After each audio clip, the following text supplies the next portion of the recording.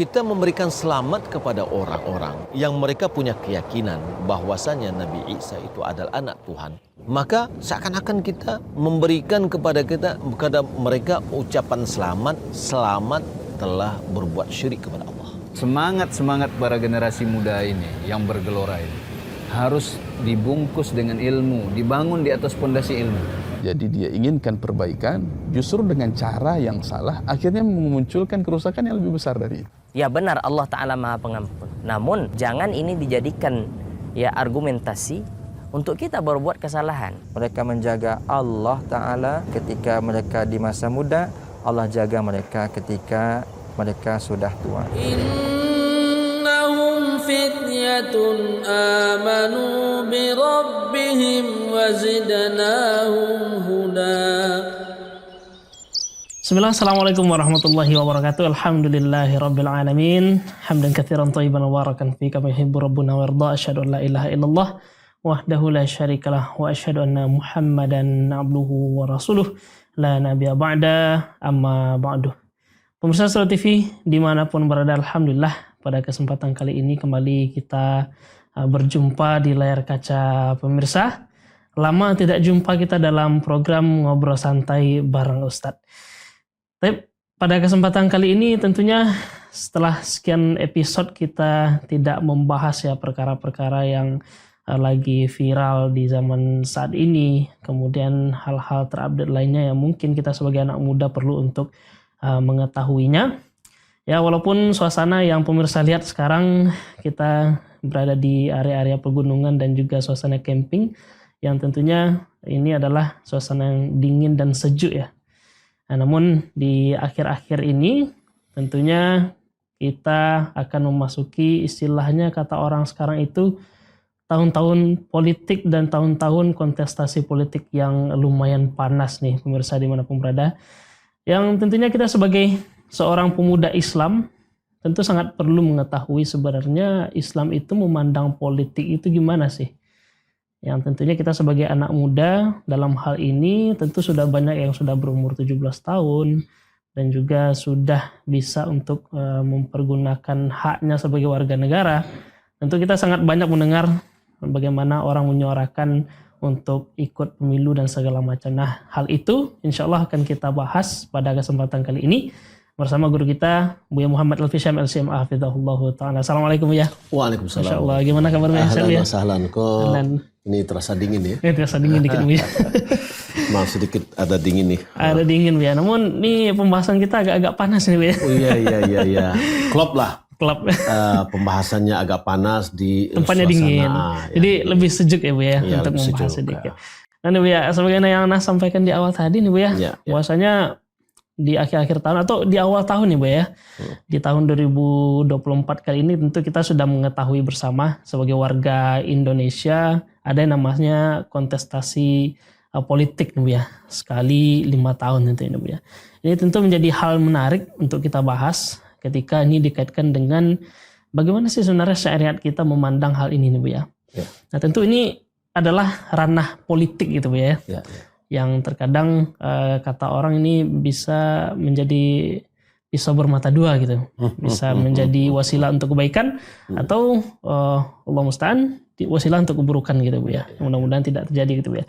Nah, mungkin di awal Ana ingin bertanya nih Bu ya. Sebenarnya Islam itu mengenal politik gak sih Bu ya? Alhamdulillah rabbil alamin. Wassalatu wassalamu ala asyrafil anbiya wal mursalin wa ala alihi wa sahbihi ajmain, amma ba'd. Kalau kita lihat politik, itu dari kata-kata siasat. Bagaimana kita memiliki siasat untuk mencapai sebuah tujuan. Dalam masalah politik, terutama adalah pemerintahan, Islam memberikan perhatian itu. Masya Allah. Ya, coba bayangkan ketika Rasulullah SAW wafat, pada saat itu kosong yang memimpin pada saat itu. Terundur pemakaman Rasulullah SAW disebabkan oleh pengangkatan seorang pemimpin. Dan ini menunjukkan bahwa pentingnya adanya pemimpin. Sehingga lebih didahulukan untuk penunjukan kepemimpinan ketimbang dari pelaksanaan penguburan Rasulullah SAW. Beberapa hari, 3 hari kurang lebih, atau 4 hari. Nah, kemudian kalau kita lihat ulama-ulama kita juga, sejak dahulu mereka telah memberikan perhatian di dalam masalah politik. Sehingga mereka membuat atau menulis buku-buku, karangan-karangan keilmiah dalam masalah ini. Di antaranya misalkan Abi Yusuf Ya'qub bin Ibrahim bin Habib Al-Ansari yang meninggal dunia pada tahun 182 Hijriah. Dia sudah menulis kitab namanya Al-Kharaj. Ini adalah asal dari kitab ini adalah sebuah tulisan dia, risalah dia, surat dia yang ditulis dia kepada yang ditulis Abu Yusuf kepada Khalifah Harun Ar-Rasyid untuk meminta dari beliau di atas permintaan beliau. Kemudian di antara tulisan-tulisan beliau juga dalam siasah syar'iyah adalah Ar-Raddu ala Sirrul Auza'i. Kemudian kitab Al-Amwal, ini adalah Abu Ubaid Al-Qasim bin Salam yang meninggal dunia pada tahun 294. Banyak sekali buku-buku ya yang menulis tentang hal ini. Di antaranya juga adalah kitab Al-Imamah wa Siyasah oleh Ibnu Qutaibah Ad-Dinauri. Kemudian kitab yang lain Ahkamus Sultan wal Wilayat Ad-Diniyah. Banyak sekali. Ini menunjukkan bahwa Islam memberikan perhatian kepada politik. Tapi politik mana nih? Politik yang syar'i. Nah. Ya. Dan Allah Subhanahu wa taala menurunkan syariat ini untuk kemaslahatan hamba. Nah. Untuk mencapai kebahagiaan dunia dan akhirat. Tentang sultan kekuasaan. Dia bisa melakukan apa yang tidak bisa dilakukan oleh Al-Quran. Karena hukum itu harus ditegakkan. Maka oleh karena itu perlu ada siasat. Perlu ada politik. Iya. Berarti memang dari berkembangnya Islam sejak zaman Rasulullah SAW, terlebih terlihat ketika setelah Rasulullah meninggal gitu ya, itu sudah ada praktik-praktik politik yang dilaksanakan dalam Islam. Iya. Jadi di antara yang juga oleh ulama menjelaskan, antara ketika Rasulullah SAW masih hidup, Umar bin Khattab dengan seorang tetangganya orang Ansar, silih berganti datang kepada Rasulullah untuk belajar. Iya. Satu hari Umar datang, pulang dengan membawa seluruh informasi yang baru dari Rasulullah. Baik itu agama maupun politik pada saat itu. Ketika Umar berangkat mencari nafkah, tetangganya ini yang pergi hadir pada majlis Rasulullah. Insyaallah. Pada suatu hari, datanglah temannya ini. Menggedor pintu Umar bin Khattab. Apa katanya? Sudah terjadi suatu hal yang besar. Lalu Umar pada saat itu karena pembicaraan adanya satu kerajaan yang akan menyerang Madinah, itu isu yang berkembang. Lalu Umar pada saat itu menggambarkan atau pikirannya ke sana, apakah terjadi penyerangan gitu ya. Lalu sahabatnya mengatakan lebih dari itu. Apa itu? Rasulullah telah mentalak istrinya. Lalu Umar bergegas mendatangi putrinya. Walhasil artinya bahwa jangan kita terlalu fobia ya terlalu takut, terlalu anti dengan isu politik.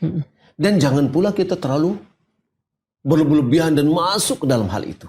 Artinya apa? Hendaklah kita sikapi dengan sederhana. Ya. Suasana yang seperti ini jangan kita bertutup mata, memejamkan mata, bertutup telinga gitu. Ya. Nah, karena kehidupan kita tidak akan lepas dari kondisi dan hubungan yang ada. Iya, Buya. Tadi Buya berbicara tentang bagaimana proses diangkatnya Abu Bakar As-Siddiq radhiyallahu anhu menjadi seorang pemimpin gitu. Iya. Nah, kira-kira di Islam sebenarnya bagaimana sih Buya proses atau tata cara seseorang itu diangkat sebagai seorang pemimpin atau amir Buya? Ya. Dalam proses pengangkatan dari pemimpin, ulama sudah menentukan pertama memenuhi kriteria syaratnya seorang muslim, orang soleh, kemudian dia harus hur, tidak boleh budak, gitu ya. Memiliki ilmu pengetahuannya, agamanya dan syar'i dan siasatnya, dan yang lainnya. Ya. Nah, kemudian secara pemilihan itu ada dua model yang telah disepakati oleh para sahabat. Yang pertama adalah ahlul halli wal aqd, yaitu sekelompok orang yang memahami agama dengan baik dan memahami siasat dengan baik, siasat syariah. Mereka inilah bermusyawarah untuk memilih salah seorang yang tepat untuk menjadi pemimpin. Iya. Inilah yang terjadi pada saat Rasulullah meninggal dunia. Lalu terjadilah sedikit perbedaan pendapat antara Muhajirin dan Ansar. Muhajirin mengatakan kami yang lebih berhak. Ansar mengatakan kamilah yang paling berhak. Maka terjadilah musyawarah di Saqifah Bani Sa'idah. Di situ mereka bermusyawarah, masing-masing memberikan argumentasi, dan akhirnya Umar bin Khattab radhiyallahu ta'ala mengangkat tangannya Abu Bakar Siddiq dan membaiat Abu Bakar Siddiq. Masya Allah. Dan kemudian para sahabat semuanya ya membaiat Abu Bakar Siddiq. Yang kedua adalah dengan penunjukan langsung dari pemimpin sebelumnya untuk pemimpin berikutnya. Ya. Apakah dari orang lain yang tidak ada hubungannya, sebagaimana terjadinya Abu Bakar menunjuk Umar untuk memimpin menjadi khalifah setelah dia, atau apa yang terjadi di sistem kerajaan, yang mana raja sebelumnya menunjuk putra mahkota keturunannya untuk menjadi pengganti dia. Dan itu adalah legal, ya, dan syar'i. Masya Allah. Ya. Namun boleh jadi ada terjadi yang ketiga. Gimana tuh, Buya? Yang tidak syar'i. Tapi dengan tidak syar'i ini, apabila dia sudah bisa menguasai pemerintahan dengan baik, wajib bagi kita untuk mentaatinya. Sebagaimana disenyalir dalam hadis Irbad bin Sariyah radhiyallahu ta'ala bahwasanya Nabi SAW mewasiatkan, usikum bitaqwallah was-sam' wa ta'ah. Aku nasihatkan kepadamu takwa kepada Allah, kemudian patuh dan taat. Ya. Wa in ta'ammara 'alaikum 'abdun habashi. Walaupun yang memimpin kalian itu adalah hamba Habasyi, yakni orang yang terendah. Ya, seorang budak. Seorang budak tidak akan bisa memimpin dalam kondisi normal. Kecuali dalam kondisi ghalabah namanya. Kekuasaan. Yakni dengan kudeta. Pertanyaannya, apakah kudeta dibolehkan dalam syariat? Jawabannya tidak. Ya, karena proses kudeta pasti ada pemberontakan. Ya, pasti ada khuruj ala khalifah. Nggak mungkin dia akan begitu saja, kecuali harus dia menentang penguasa yang sah pada saat itu, ya, lalu dia berkudeta. Sedangkan itu dilarang, ya? Sedangkan itu dilarang. Tapi ketika dia melakukan itu dan kondisi menjadi nyaman, menjadi aman, kekuasaan dia bisa dia kuasai, maka untuk menjaga jangan bertumpah darah, maka wajib kita mentaatinya. Nah, jadi ini sepertinya sebagai solusi preventif ya Bu ya. Ini adalah artinya bukan solusi sih ya. Artinya adalah sikap kita. Jika seandainya pemilihan pemimpin itu tidak sesuai dengan syar'i, berarti walaupun dia tidak sesuai dengan syar'i, apabila dia sudah bisa menguasai kekuasaan, maka wajib kita taati. Ya, maka kalau kita lihat sekarang misalkan demokrasi, nah ini nih, ya, apakah ada sesuai dengan syar'i atau tidak? Ya, tidak sesuai dengan syar'i. Tapi apakah hasilnya kita akui? Kita akui. Iya. Ya, karena dengan itulah khususnya di Indonesia terlaksananya hal yang demikian. Ya, dan masing-masing kita secara hak konstitusi kita atau ketetapan konstitusi kita bahwasanya pemilihan pimpinan presiden adalah dengan cara memberikan hak suara kita. Iya, di pemilihan umum. Pemilihan umum, iya. Ya, Masya Allah. Jadi memang urgensi menunjuk seorang pemimpin itu suatu hal yang fundamental dalam agama Islam, Ibu ya. Iya, betul. Kemudian beberapa keadaan tadi yang sebagaimana Buya jelaskan, setiap keadaan bagaimana pemimpin itu diangkat, sikap seorang muslim diatur dalam syariat itu Bu ya. Iya, betul. Baik itu secara yang sesuai dengan syariat seperti bai'at dan segala macam tadi, ataupun sikap kita ketika pemimpin itu naik dengan cara yang tidak syar'i. Ya. Juga ada sikap sebagai seorang muslim. Artinya kalau sudah dia menduduki kedudukan dan dia sudah diakui oleh masyarakatnya itu adalah seorang pemimpin, maka kita harus ikuti. Kita harus taati, ya. Apalagi kalau seandainya dia seorang muslim, maka wajib kita untuk mentaati selama ketaatan itu adalah dalam ma'ruf. Nah, Masya Allah Bu ya. Nah sekarang kondisi real kita di Indonesia ya Bu ya. Kita kan cara untuk memilih pemimpin itu memang ditetapkan oleh pemerintah itu dengan mengikuti yang namanya pemilihan umum ya Bu ya. Ya, betul. Dilaksanakan untuk pemilihan presiden itu sekali 5 tahun ya. Ya. Dan itu sudah berjalan dari sejak dahulunya gitu Bu ya. Mungkin dari dulu sudah ada perubahan-perubahan dan segala macamnya, dan sekarang kita ditetapkan untuk memilih presiden itu dalam jangka sekali 5 tahun. Nah sekarang kan memang kondisinya dalam suasana politik yang luar biasa nih di negara kita nih Bu ya.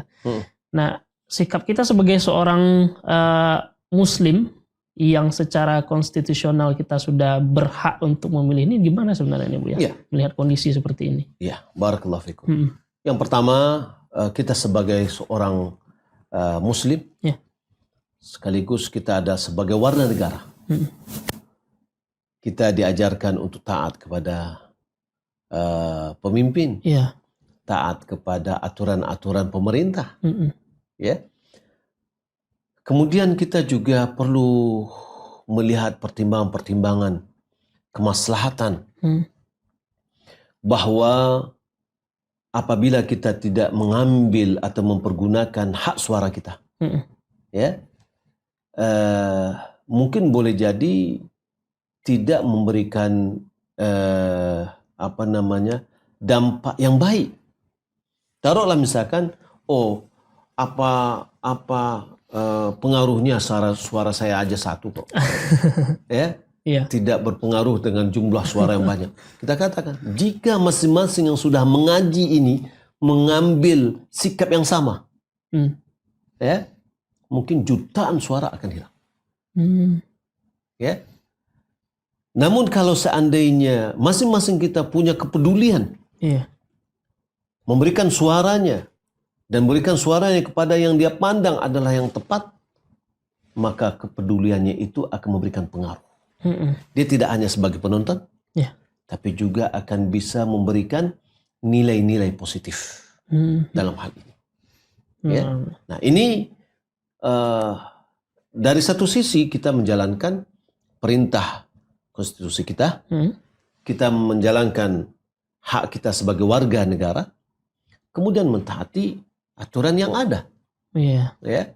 Nah, Dan dengan demikian mudah-mudahan kita memberikan manfaat yang lebih baik, khususnya adalah untuk umat Islam ya di negara kita ini. Masya Allah. Cuman kan terkadang gini nih Bu ya, ketika kita ngajak orang lain untuk ikut memilih gitu, kadang ada aja yang ngomong bahwasanya, oh kamu dibilang kampanye lah gitu. Ini nomor berapa nih gitu kan? Kadang kan sering tanya, apalagi kita istilahnya memang kita tidak sebagai orang yang mencalonkan diri ataupun sebagai salah satu tim sesnya mungkin ya Bu ya. Namun hanya sekedar untuk mengingatkan, wah besok jangan golput ya.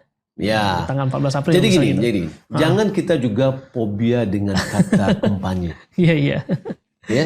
Karena kalau kita lihat di dalam kamus bahasa Indonesia, kamus besar bahasa Indonesia, kampanye itu adalah gerakan atau tindakan serentak untuk melawan atau mengadakan aksi atau sebagainya, ya, atau kegiatan yang dilaksanakan oleh organisasi politik atau calon yang bersaing, ya, atau juga dengan makna yang lain. Ini adalah berkampanye itu mengadakan kampanye, ya, atau juga mengempanyekan atau melakukan kampanye atau mengadakan kegiatan untuk memperkenalkan seseorang atau sesuatu.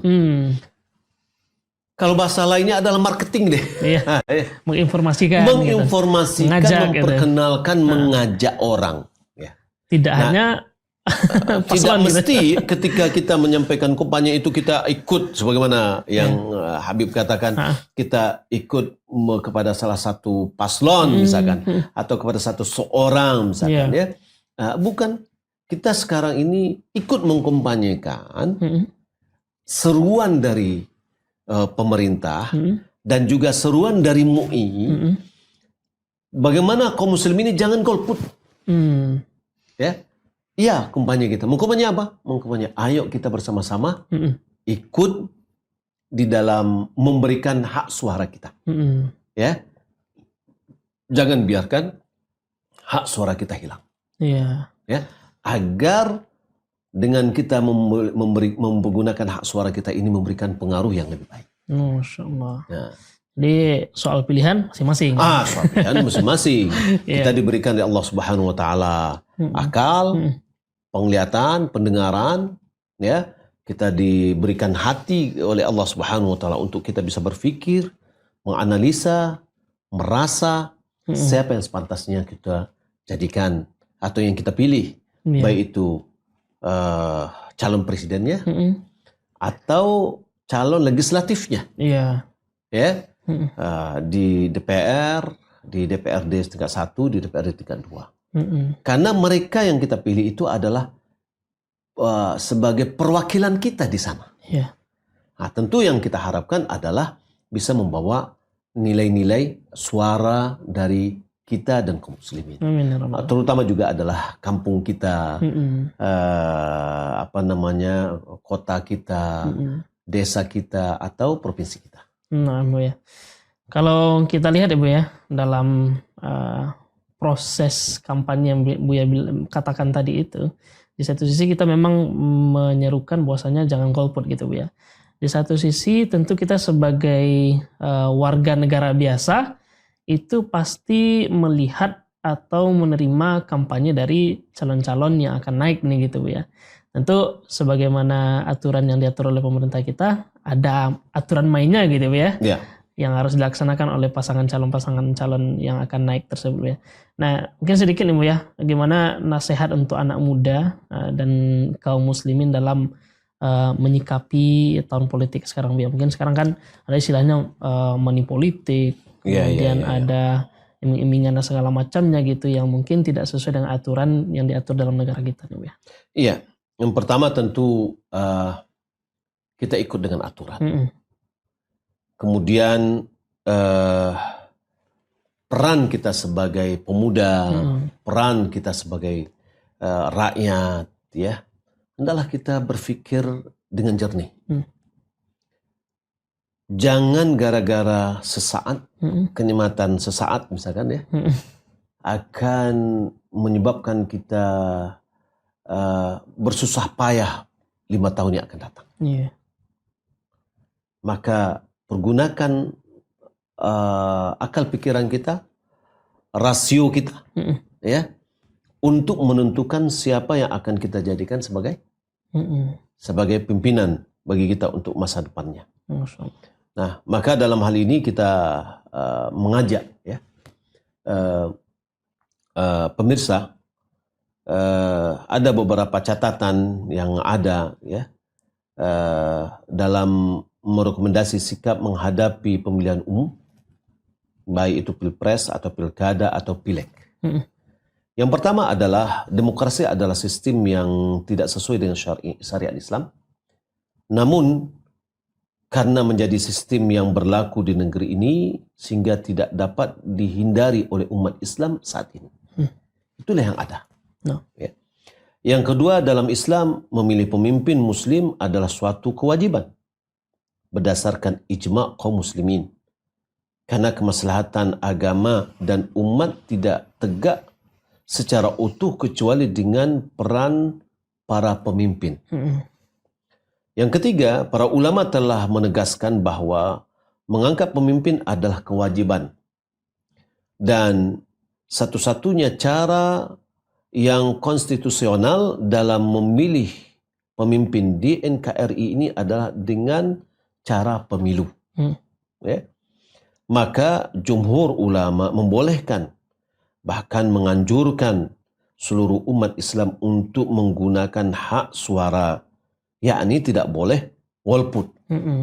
Ya, maka ini kita arahkan ini kepada kawan-kawan yang sudah ngaji nih, ya, dengan pertimbangan meminimalisir mudarat bagi Islam dan kaum muslimin dan mengupayakan kebaikan bagi umat bangsa dan negara. Ya, umat bangsa dan negara. Jadi dengan kita memilih ini meminimalisir kemudaratan. Yang keempat, dalam memilih pemimpin tertentu,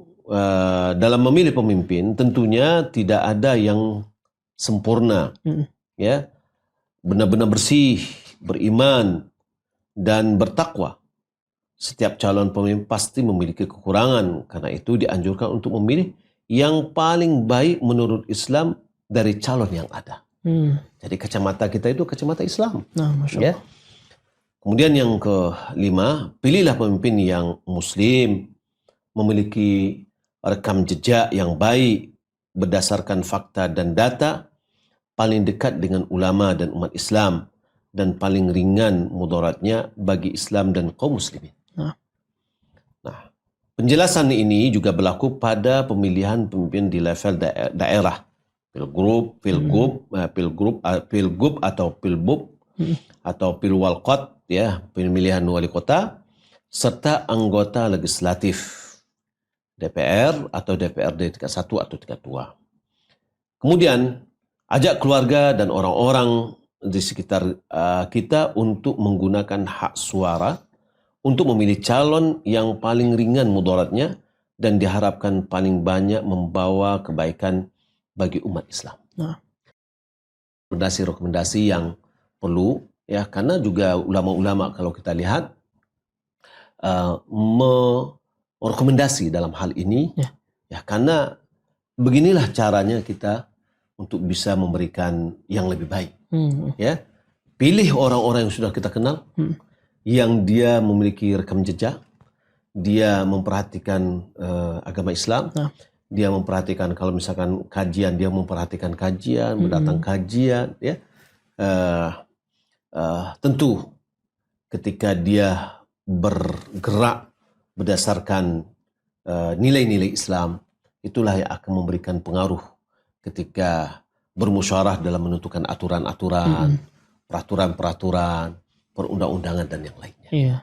Maka kita mengajak pemirsa semuanya, ayo, ya, kalau dikatakan ini ada kampanye, ayo, ya, kita ikut memberikan hak suara pada tahun 2024 ini, tanggal 14 bulan Februari, ya, tahun 2024, agar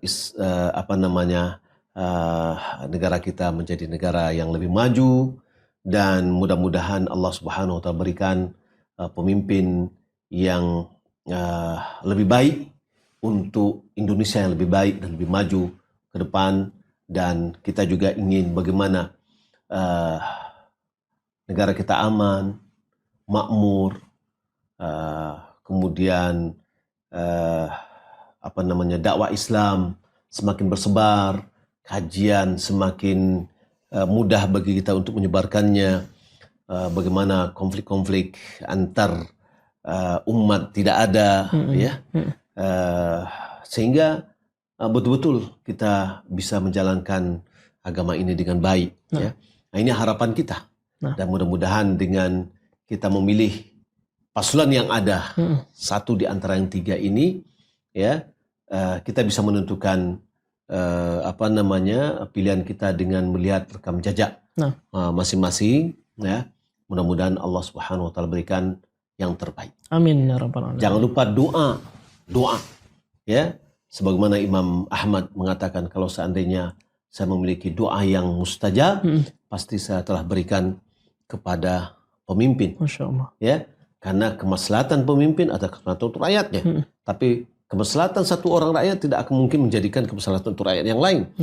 Nah, ke depan, ya, dalam aturan di negara kita, pemimpin itu dua kali periode cuma. Ya. Nah, sudah harus diganti, gitu ya. Maka tiada lain bagi kita adalah ikut di dalam memberikan suara, ya, yang terbaik.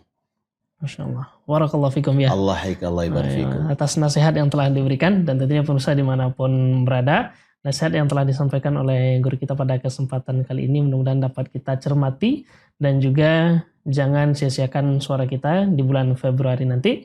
Jangan golput. Barakallahu fikum. Subhanakallahumma bihamdika asyhadu an la ilaha illa anta astaghfiruka wa atubu ilaik. Wassallallahu ala nabiyyina Muhammad. Assalamualaikum warahmatullahi wabarakatuh. Waalaikumsalam. Barakallahu fikum. Allah.